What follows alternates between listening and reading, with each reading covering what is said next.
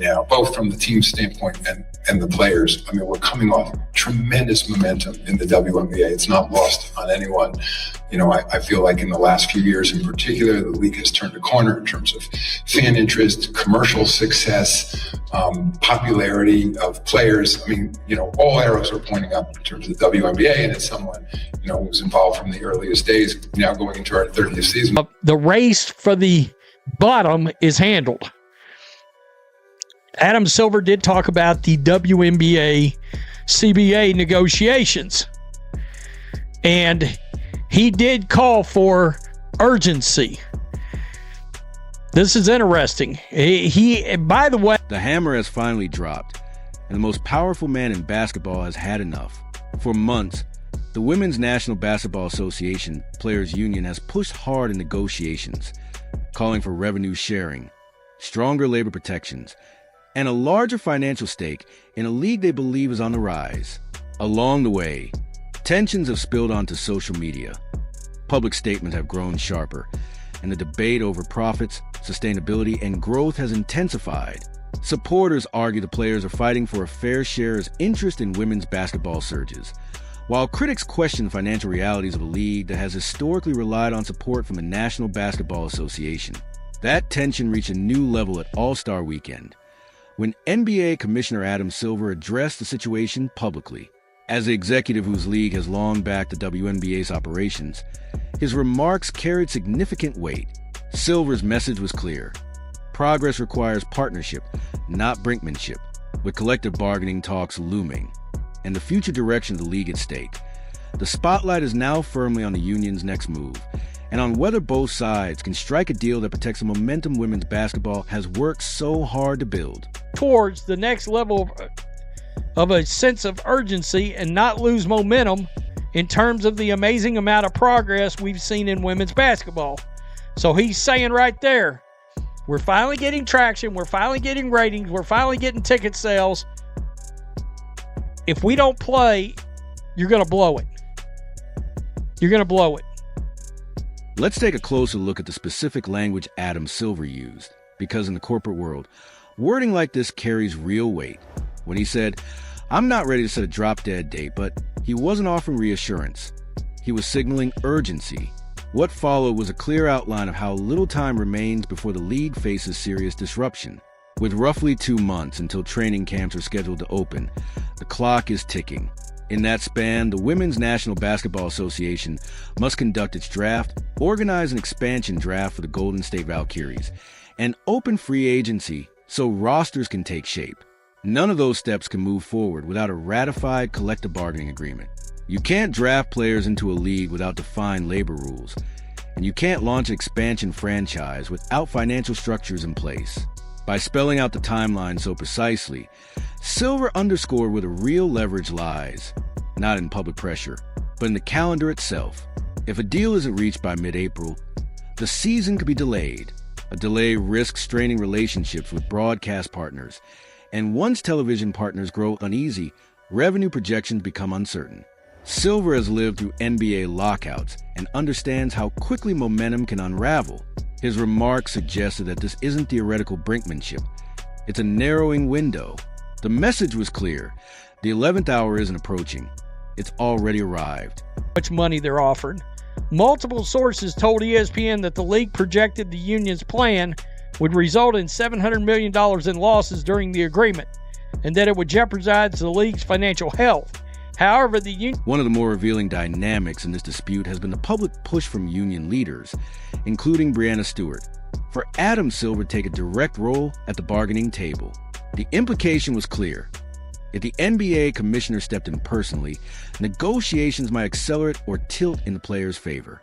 At the same time, that public appeal was widely interpreted as a sign of frustration with Kathy Engelbert, who formally oversees the Women's National Basketball Association. Silver's response, however, was carefully measured. He stated that he has not been sitting at the table, while acknowledging he remains involved behind the scenes. In executive terms, that signals a deliberate choice to preserve structure. The WNBA has its own commissioner, its own ownership group, and its own negotiating framework. Rather than a dramatic snub, Silver's distance can also be read as strategic governance. By avoiding direct participation, he reinforces that labor talks are between the WNBA and its Players Association, not the NBA stepping in as a day-to-day negotiator. Publicly, he has struck a diplomatic tone, expressing optimism about progress. Privately, it's reasonable to assume he is aligned with ownership on maintaining financial discipline, especially given the broader economics of league operations. The episode underscores a key reality. While the NBA provides backing and infrastructure support, the WNBA operates as its own entity with its own leadership. Any assumption that the NBA commissioner would personally override that structure may have overestimated how these corporate boundaries are maintained. Valentine's message on social media to the league. I mean, it's just been an epic level of unprofessional behavior coming from the players' union. They think they're playing some social reform, women's rights, fist in the air. I mean, they think they're in some kind of activist movement right now instead of...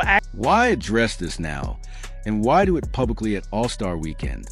From a business standpoint, the timing reflects momentum and risk.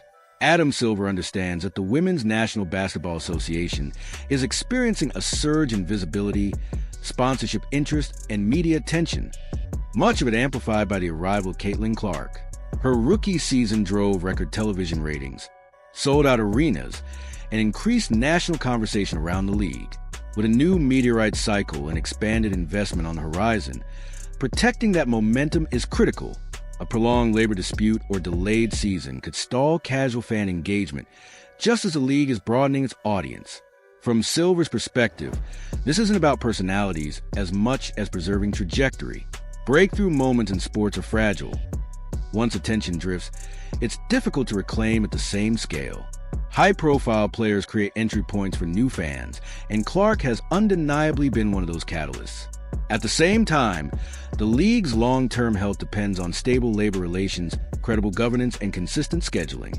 By emphasizing deadlines and the practical realities of the calendar, Silver appears to be signaling urgency. Growth opportunities are real, but they require cooperation. Whether fans sympathize more with ownership or the Players Association, the broader objective remains the same: avoid disruption, keep games on the floor, and convert the spike in attention into sustainable progress rather than a missed opportunity. When it's at the end. So that's not surprising to me. What Adam Silver said in that regard is not surprising to me at all. But nothing else is going to happen here. You might get a small concession one way or the other. In this case, it's going to be the players getting the league to make one more concession, mostly. I mean, As tensions rise, it feels like negotiations are approaching a decisive stretch.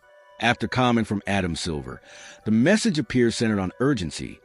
Time is short, and both sides must determine how to move forward.